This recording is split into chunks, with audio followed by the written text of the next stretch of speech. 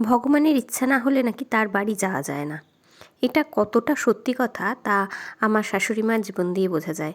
তার প্রায় ৪৫ বছর বিবাহিত জীবন, কিন্তু বাড়ির এত কাছে চাকলা লোকনাথ বাবার মন্দির তার যাওয়া হয়নি। তাই ঠিক করেছিলাম যে শাশুড়ি মাকে এবার লোকনাথ বাবার মন্দিরটা ঘোরাবো।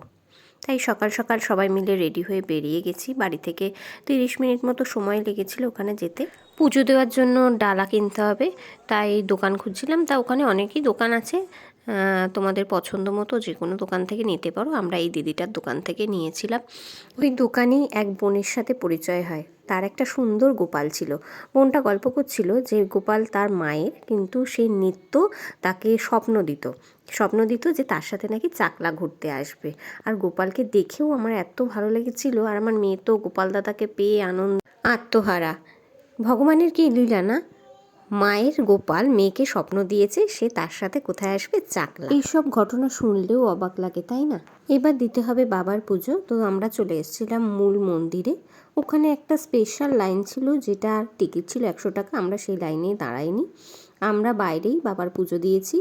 বাইরে যিনি ছিলেন তাকেই পুজো দিয়েছিলাম। তো ভালোভাবেই পুজো দিয়েছি। আর ভগবানের আবার ভেদাভেদ আছে নাকি, একটা ভেতরে একটা বাইরে, তিনি তো সব জায়গায় বিরাজমান, তাই না? ভোগ প্রসাদের টাইম ছিল ১:৩০। তো আমাদের খানিকক্ষণ একটু অপেক্ষা করতে হয়েছিল। আর আমার মেয়েও তার খেলার সাথী পেয়ে গেছে এখানে, ছোট ছোট দিদি দাদাদের পেয়ে ও তো পুরো পাগল হয়ে গেছে। আর এই দিদি একটা ছোট টুপি বনুর মাথায় সে আটকাবেই। টাইম যেহেতু ১:৩০ ছিল, তাই আমাদের অনেকক্ষণ ওয়েট করতে হয়েছিল।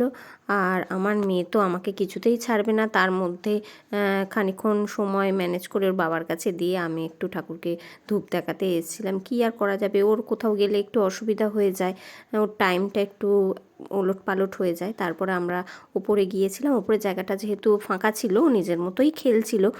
আর এই যে একটা ছোট দিদি যে বুনুর কাছে, বুনুর সাথে দেখা করতে এসছে দৌড়ে দৌড়ে, এরপরে ওর বাবার সাথে খেলা করছিল। তারপর সময় হয়ে গিয়েছিল, আমরা গিয়েছিলাম ভোগ খেতে। আর ভোগের তো আলাদা করে বিবরণ দেওয়ার কিছু নেই, সে তো খুব ভালোই ছিল, আমি আগেই ভিডিওতে জানিয়েছি। যাক, দিনটা ভালো কেটেছিল। তোমাদের ব্লগটা কেমন লাগলো কমেন্ট করে জানিও।